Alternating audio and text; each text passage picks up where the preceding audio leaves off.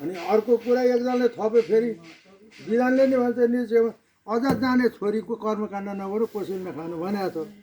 पोहोर यहाँ हेरौँ अफिसमा एउटा कुरा तामाङले गऱ्यो नि त के गर्ने भनेर कसैले सुनेन मैले सुने मैले बोलिनँ उसले नि बिरान चाहिँ हेरेन यसो हुँदा यहाँ सोधै मात्रै कि खुट्टा बिग्रेको मान्छेले बैंसेली टेकेको जस्तो लाग्छ त्यो डुप्लिकेट माइती बनाउनु होइन त्यसलाई परिपाटी छ तामाङसँग मतलब छैन